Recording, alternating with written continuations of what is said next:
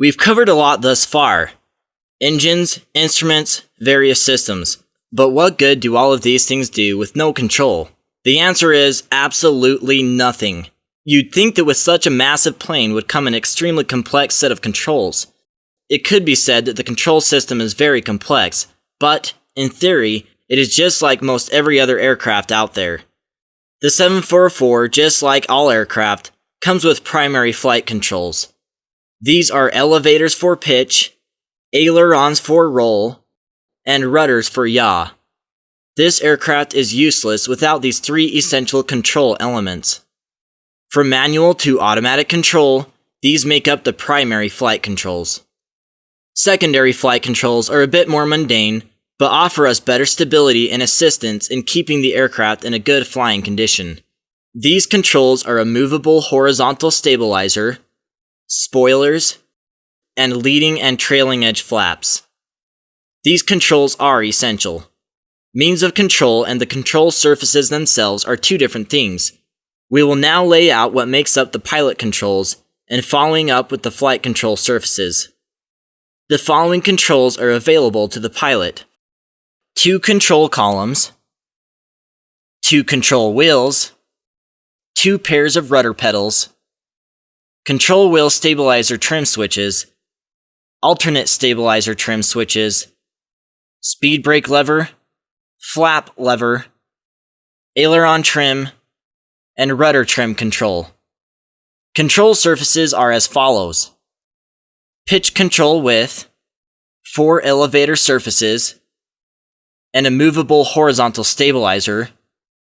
Roll surfaces are 4 ailerons and 12 spoilers, and yaw with an upper and lower rudder.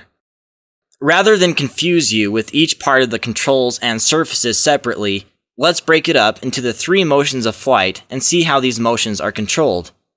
These motions, as you may know, are pitch, roll, and yaw. Pitch. Control of pitch by the pilots is done with control column inputs. These inputs are sent mechanically to hydraulic actuators which operate the elevator surfaces. Because this aircraft doesn't directly control the surfaces with cables, the pilots are provided with an elevator fill mechanism which gives the feel of force. Trim is one of the most under-taught techniques in aviation. Pilots are taught to squeak off landings, negative G pushovers, barrel rolls, etc., all being of little importance and are never truly taught the importance of trim.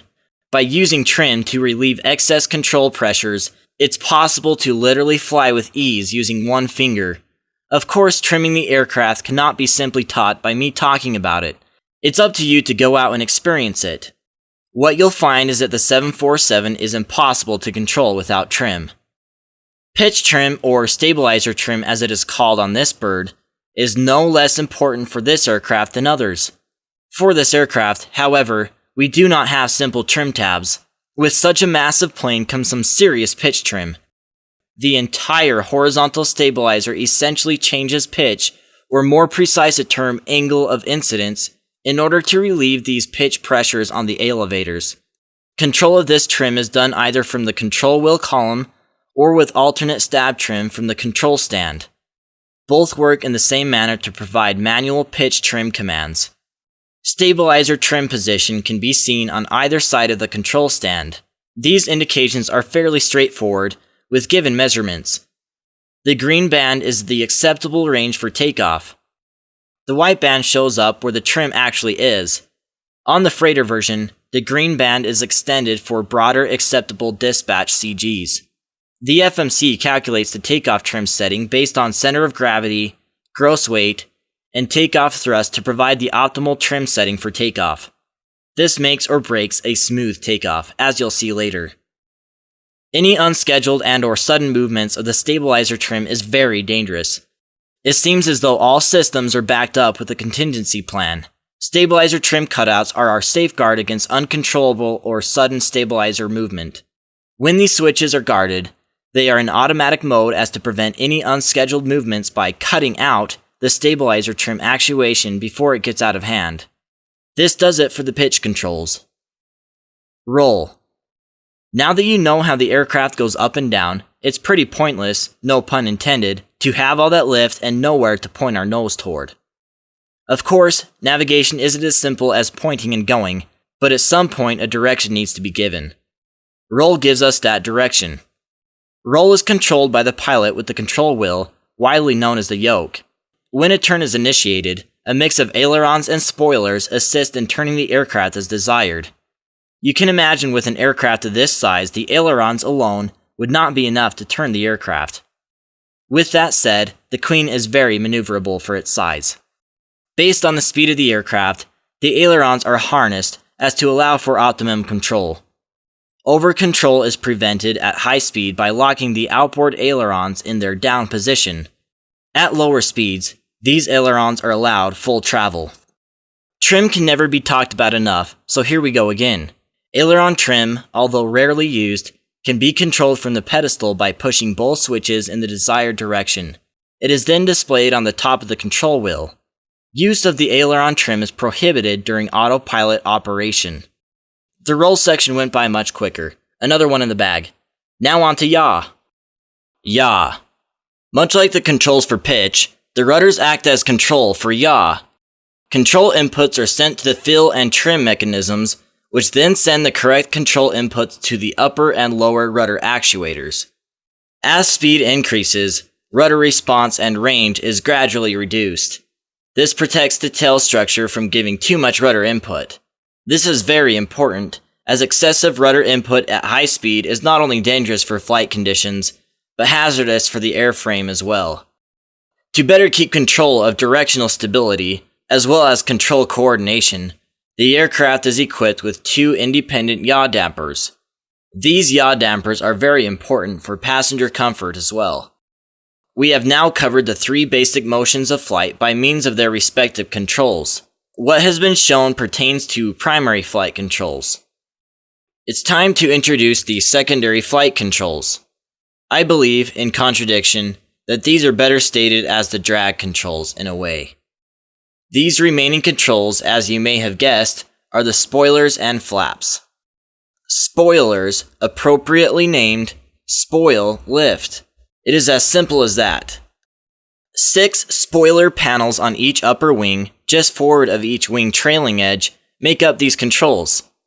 In flight, as was mentioned in the roll section, these spoilers assist us in turning. Also in flight, the 4 inboard panels on each wing act as speed brakes. This feature allows us to really take advantage of drag when it is needed quickly. Steeper descents or unforeseen wind conditions are but a few of the times when speed brakes may be used. Although this control is available, the spoilers are not used to full range when in flight conditions.